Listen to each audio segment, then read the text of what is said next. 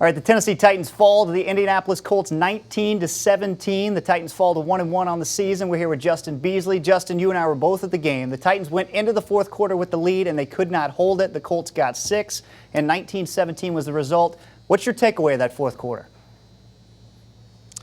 The takeaway is, like Mike Vrabel said afterwards, the Titans are good in the fourth quarter, at least last year, and so are the Colts. The Colts just wound up on the winning side. The defense has been so good last year, the third fewest points given up. Been good this year, 5 turnovers that they have forced. But, those last 2 plays on that game-winning drive, 59 yards, of course, the 55-yard run, and then the fade in the end zone, just way too easy. Of course, Marcus Mariota has the game-winning drives as well, but with no timeouts and a minute left in that situation that he had, just too much to ask for to come away with the win. But they definitely let this one get away. They had all the momentum, and the Colts just took it in 2 plays. No question. We were both watching that last drive by the Titans, and it seems like they kind of bungled the clock a little bit. They let 30 seconds run off when they decided to do nothing but punt it away. And Vrabel afterwards said, it was my decision to punt. He didn't really get into the clock management thing from what I could see. And then Mariota even admitted on that third down play when they're moving down the field, they had no timeouts, and he clocked it on third down. He said he shouldn't have done that. So that cost him a down. They only had 1 shot on 4th and 2, and it was incomplete. I guess just a little surprised is my reaction from that final drive, since they've been pretty well buttoned up from a coaching standpoint up until this point.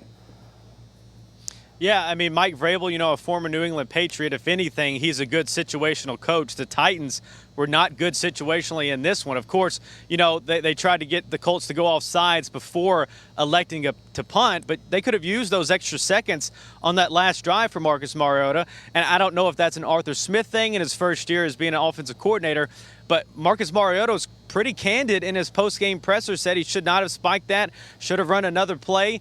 That might have helped the Titans become a little closer to try that long field goal. Who knows what 2, 3, 4 yards makes a difference, but it might have given them an attempt instead of seeing the A.J. Brown incompletion at the end of the game. I think fans here at least wanted to see an attempt at a field goal and a win. Yeah, that's right. And we're talking about the offense today. It was not exactly efficient. Mariota just 154 yards passing and that 1 touchdown to an offensive lineman.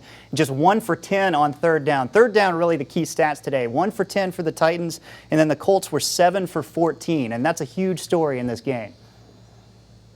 It sure is. You bring up good points, Chris, and I think they're like 3 for 30 or something on third downs this year. Of course, they blew out Cleveland in Cleveland. Not many third downs were that important in that game in the second half, but it's definitely something they're going to have to look at with a quick turnaround going to Jacksonville. 154 yards. Marcus Mariota will tell you that is not going to cut it in this league. Kind of curious to see if he's going to throw, to Adam Humphries a little more. We saw so much of him in training camp. They paid him a ton of money. He hasn't produced the way, or at least been thrown enough to warrant that money. And then you got to think about Corey Davis, had a spectacular offseason, could be an elite receiver. He's had a slow start to this season, so a lot of questions remain on offense. But, like you mentioned in your Monday newscast last Monday at 4 o'clock, it is a week-to-week league.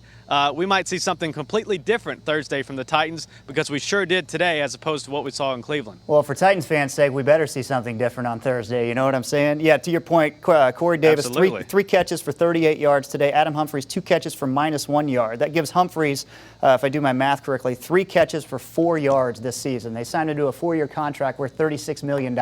I think they're going to find a way to get him the ball a little more often and down the field to get more bang for their buck. Moving on here, Derrick Henry, through the first 3 quarters, 12 carries for 75 yards. In the fourth quarter, 3 carries for 6 yards. Why they went away from him, especially since he was just gashing guys at the end of the third quarter right there. Why they went away from him to start the fourth quarter, I do not know. He didn't answer that. Mike Vrabel didn't answer that. No, we probably won't get that answer ever in the season. And that was a critique of Matt LaFleur last year, was that it took him until December to give Derrick Henry the rock the amount of times that he needed. And he's told us time and time again, the more carries he gets, the better the Titans are. And in this 90-degree-plus temperature day, you imagine the Colts are not as conditioned as well as the Titans are with the training camp that me, you, and Joe went to and how hot it was.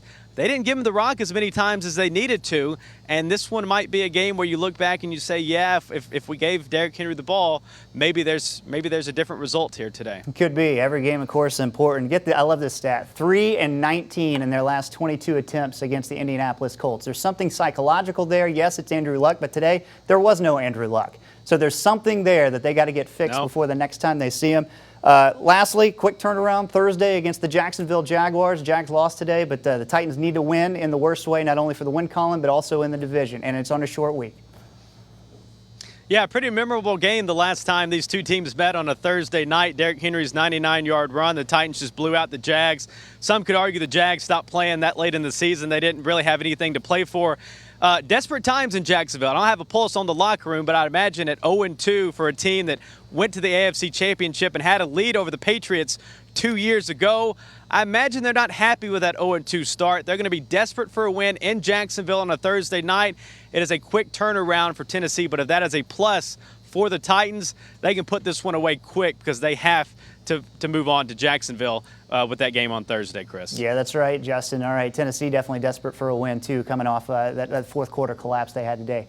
Justin, thanks very much. And like we're saying, Titans-Jaguars on Thursday night coming up.